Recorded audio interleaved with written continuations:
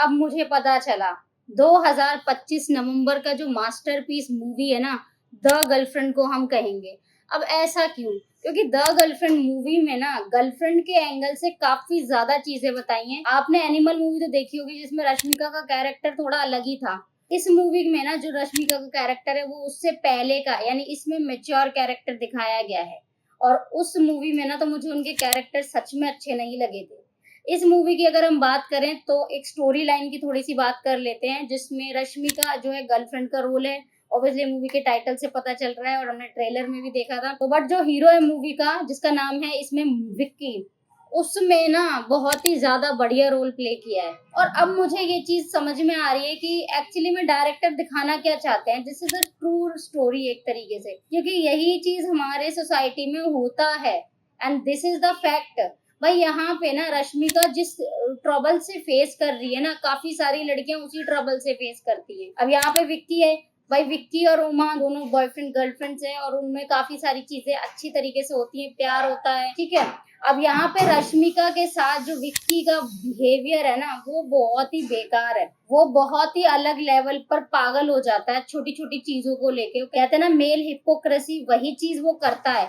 चाहे रश्मिका अपने best friend से बात कर ले, रश्मिका अपनी पसंद की कोई चीज कर ले, मतलब उमा उमा अपनी मर्जी से कुछ नहीं कर सकती। इनफैक्ट विक्की तो अपना कोई भी काम खुद से नहीं कर सकता, जो एक टिपिकली मैन को दिखाया गया है और जो आज की भी इंडियन मिडिल क्लास सोसाइटी में हमें देखने को मिलता है। वैसे तो काफी जगहों पे देखने को मिलता है, बट एक बड़ा तबका जो इस चीज से बिलोंग करता है। और इनफैक्ट जब आप मूवी देखोगे ना, आप खुद को रियलाइज होगा कि एक स्टेज से आप इस चीज की गुजरे हैं, नहीं तो फेस कर रहे हैं। तो इसीलिए इस मूवी को हर लड़की को देखना चाहिए। और इस मूवी के अंदर जो रश्मिका ने जो एक स्टैंड लिया है, अब मैं बता देती हूँ थोड़ा सा।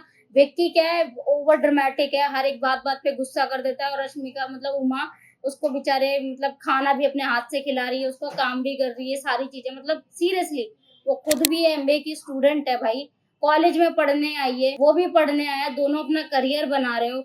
मतलब करियर छोड़ के बाकी सब चीजें करनी है विक्की को। अब विक्की के प्यार में उमा के अलावा एक लड़की और पागल होती है, उसका नाम था दुर्गा। अब दुर्गा को विक्की पसंद नहीं करता है, ये बिल्कुल क्लैरिटी है। अब वो क्यों पसंद नहीं करता है? क्योंकि वो आज की इंडिपेंडेंट वुमेन है, इस वजह से। और विक्की उमा को क्यों पसंद करता है?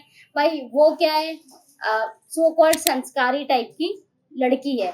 बट एक्चुअली में उसको जब सच पता चलता है विक्की का, कि विक्की जो है वो उसके नेचर से प्यार करता है, उससे नहीं करता है। और यहाँ पे जब उसके फादर को पता चलता है, तो तब उमा को ये रियलाइज होता है कि वो आज तक कितने भ्रम में थी। फादर और विक्की की तो लड़ाई होती है, जब फादर वहां आते ही एक इंसिडेंट होता है, मूवी में देखेंगे तो ज्यादा अच्छे से समझ पाएंगे। तो वहां पे उन दोनों की लड़ाई हो जाती है, लेकिन एक्चुअली में फादर उसका कॉलेज ही छुड़वाते हैं। बोलो नहीं, तेरी गलती है, तेरी गलती है, तूने कुछ किया होगा। मतलब एक्चुअली में जैसा हमारे सोसाइटी में होता है, नहीं लड़की की गलती है, कुछ भी कर ले, लड़की की गलती है, तो उसकी पढ़ाई क्यों छुड़वा रहे हो? भाई लड़के ने किया है तो क्यों? लड़के पे तो जोर चलता नहीं है, दैट्स द रीजन कि गर्ल्स पे हावी होते हैं। और यहीं पे जो उमा है वो भी ये चीज फेस करती है।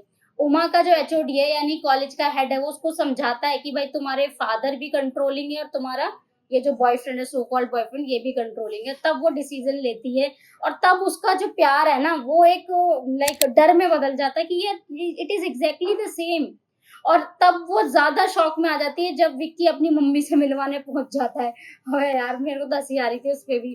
ठीक है, वो मम्मी से मिलवाने पहुंचा, उसकी मम्मी को देख के, उसकी हालत देख के तो वो वैसे ही डर गई।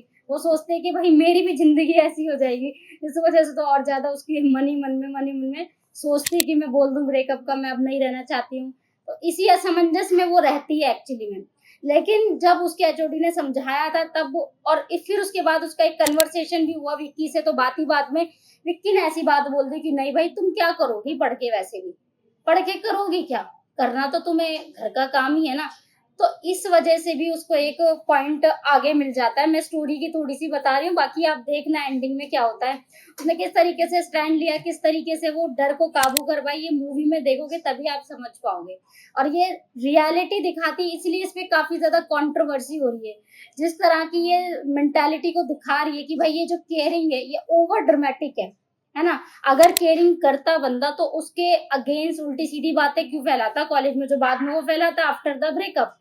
तो ये चीज है ना, एक दिखाना बहुत ही इम्पोर्टेंट था सोसाइटी में। और मैं बोलूंगी आपको वन ऑफ बेस्ट रश्मिका का मेच्योर कैरेक्टर है इस मूवी में। एंड सबको, इनफैक्ट सबको, जो भी लड़कियां हैं, जो भी टीनेजर्स हैं, उनको ये मूवी देखनी ही चाहिए।